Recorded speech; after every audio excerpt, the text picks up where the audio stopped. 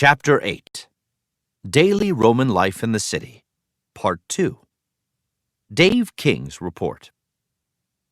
Let's imagine that you were a child in a wealthy patrician family.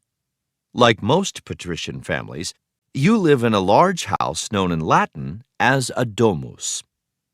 The domus has several stories, with enough rooms for your large family: mother, father, children, grandparents, dozens of slaves, and several aunts, uncles, and cousins. It is common to find the family gathered in the atrium, a large open space in the middle of the domus. An atrium features a skylight, or hole in the roof, which creates a bright atmosphere and helps air circulate through the house. If you look closely at the floor, you can see a shallow pool of water in the middle of the atrium. This pool is there to collect rainwater because there is no way to close the skylight. The little pool is also a good place to rinse your feet if they are dusty from the streets. Whether they were plebeians or patricians, all Roman families were organized in a similar way. While many families consisted only of parents and children, it was also very common to find many relatives living together in the same apartment building, if not in the same house. Everyone from grandparents to slaves was considered to be part of the family. The oldest man in the family was called, in Latin, the paterfamilias, and he was in charge. By law, the paterfamilias had control over the family's property and money, and he made all the family decisions. He might have arranged whom his children would marry before they were even adults. Roman women were not allowed to vote or run for the Senate or other offices. Women were expected to do whatever the paterfamilias told them to do. Nevertheless, Roman women did have some rights that women in many other civilizations did not have at the time. Roman women were allowed to own property, so there were many women involved in business. Roman women were usually deeply involved in important decisions involving the home. Patrician women were often moneylenders or landlords, meaning they owned and managed properties in which others paid to live. Most plebeian women had their hands full with domestic duties, which included raising children, cooking, and cleaning. They may have also carried on a trade, such as selling food in the market. Wealthy plebeian and patrician women had slaves to do the work for them. Much of their time was spent managing their slaves. The richest families sometimes had hundreds of slaves to manage. Patrician families and friends loved to gather for long, relaxing meals. They would sometimes eat for hours, nibbling at their food, drinking wine, and sharing all the latest stories they had heard around town.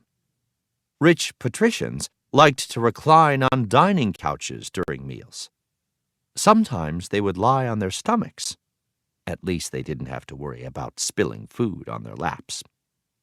People often ate with their fingers. No need for a fork or spoon, unless they were eating soup. On an average night, however, most plebeian families usually did not have time for long suppers. They probably sat around a table on stools, and their food usually wasn't very elaborate. A typical plebeian family would eat bread and porridge made of grain, along with small helpings of meat and whatever vegetables they had on hand. As the population living in Rome grew, the city became more and more crowded. Although plebeians had opportunities to make money and own property, life was not easy for most of them, because Rome relied so much on grain shipments being imported from across the sea. Sometimes there was a food shortage. War and bad weather sometimes delayed those food shipments from arriving at the wharves, and Rome would suddenly become an angry city of thousands of hungry people. Disease was a big problem, too. Romans worked hard to try to keep the city clean, but it was an impossible situation with so many people. As a result, horrible diseases sometimes spread throughout the population. The life of patricians might have seemed easy compared to the lives of plebeians and slaves, but that doesn't mean the patricians didn't have worries. Patricians were the wealthy elite in Roman society, but there were not as many of them as there were plebeians. As time passed, the ordinary people of Rome, or the mob, as the patricians called them, began to understand that they had power in their numbers. Riots became common. People would rampage through a city, burning and trashing buildings, and generally creating chaos. People rioted most often when there were food shortages. Not surprisingly, this always made the patricians very nervous. The patricians always had plenty of food, and the plebeians knew it. The patricians valued their high position in society and felt threatened that the protests of the many plebeians could eventually change their status. So the wealthy Romans came up with a plan that is sometimes called bread and circuses. The idea was basically to distract people from their problems by staging amazing spectacles. This was part of the reason why buildings like the Circus Maximus and the Colosseum were built. Just when the mobs were starting to get restless and wanting to start a riot, the Senate and other patricians would pay for a couple weeks of games to distract unhappy citizens. Usually these games involved chariot races, fights among people and animals, and circus tricks involving trained animals, acrobats, jugglers, and other entertainers. If you have ever been to a circus under a big top tent, you can thank the Romans, because they were one of the first to do it. Of course, our circuses are far tamer than the Roman circuses. Instead of having a lion jump through a hoop, they had lions fighting people. The ultimate spectacles took place in the great amphitheater you have heard about called the Colosseum. Here, gladiators would fight each other for the public's entertainment. Gladiators were often criminals or soldiers that had been captured from enemy armies. Though rare, there were also women fighters called gladiatrices. Believe it or not, some people chose the life of a gladiator for the fame. Gladiators were sometimes forced to fight each other to the death in front of thousands of people. Many gladiators did not live very long. One appearance in the arena was all they got. Roman games were not for the faint of heart.